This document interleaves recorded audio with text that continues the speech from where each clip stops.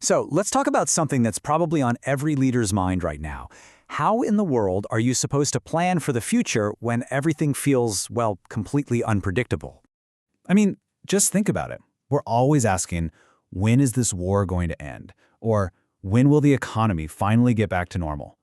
But maybe we're asking the wrong question. What if the real question is this world even predictable in the first place?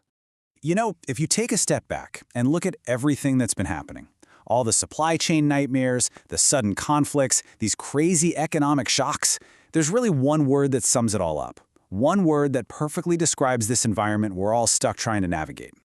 That word? It's chaos. Now, when we say chaos, we usually just mean a big old mess, right? But from a scientific point of view, it means something very, very specific. And honestly, getting a handle on that definition is probably the key to leading effectively right now. All right, so let's just call it what it is. We are operating in a world of chaos. And that means the old simple rules, A plus B equals C, they just don't really work anymore. But here's the good news. It's not hopeless. There's actually a framework for making sense of all this. It's called chaos theory, and it gives us the tools we need to understand what's going on, even if we can't perfectly predict it. And listen, this isn't some trendy new idea. The roots of this thing go way back to the 1880s with a mathematician named Henri Poincaré. But the guy who really put it on the map was a meteorologist, Edward Lorenz, back in the 60s. And what's just wild is that the principles he figured out for predicting the weather, well, they're the exact same principles that are playing out in our global economy and politics today. So what is chaos theory really? At its heart, it's just this. In really complex systems, a tiny, tiny change at the beginning can blow up into a huge, completely different outcome later on. Does that sound kind of familiar to you? Okay, to really get this, we're going to break it down into 4 main principles. Let's dig in. All right, principle number 1.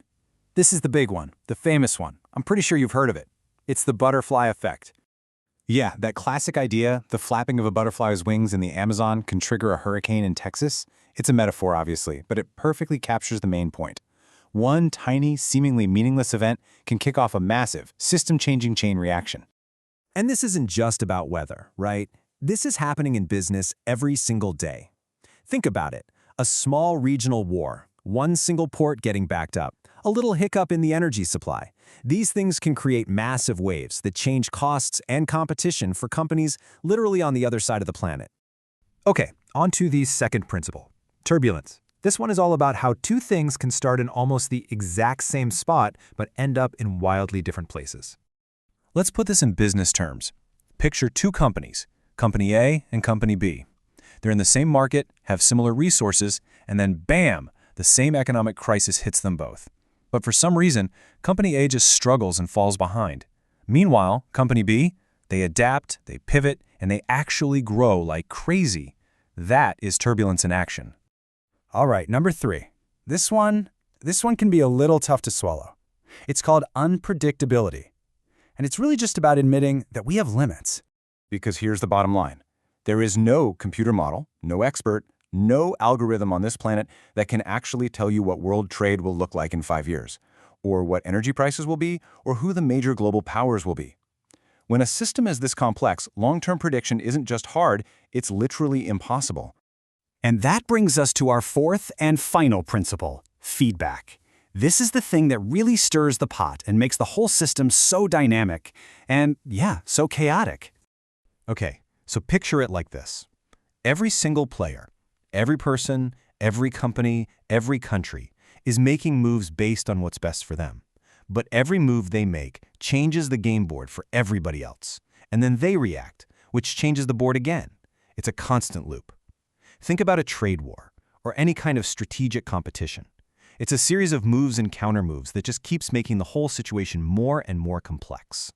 So you take these 4 things, the butterfly effect, turbulence, unpredictability, and feedback, you put them all together, and you're left with a pretty shocking conclusion about our ability to see what's coming next. And here it is. This is the real punchline.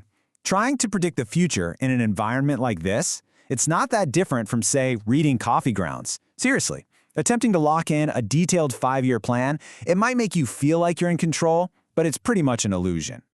So the obvious question is, What are we supposed to do then? Just throw our hands up and give up? And the answer is no, absolutely not. It just means we have to change our entire approach. Which brings us to the big so what. How do you lead in a world like this? Well, the goal is no longer to have a crystal ball. The goal is to have a really good compass and a really strong rudder. It really comes down to 3 critical skills. First, you need a clear, unwavering vision. That's your North Star. It's the one thing that doesn't change and guides all your decisions when things get crazy.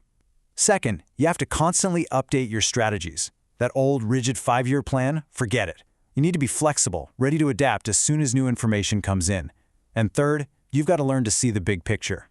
You have to be able to step back and see how all these different chaotic pieces are actually interconnected. So you see, the whole game has changed. Success isn't about who has the most accurate prediction anymore. It's about who's the best at navigating uncertainty. It's for the people who can adapt on the fly and who are sharp enough to spot the new opportunities that always pop up in the middle of chaos. And that really leaves us with one final question to ask ourselves. Are you spending your energy trying to do the impossible, trying to predict the future? Or are you focused on building the skills you need to navigate it, no matter what it throws at you?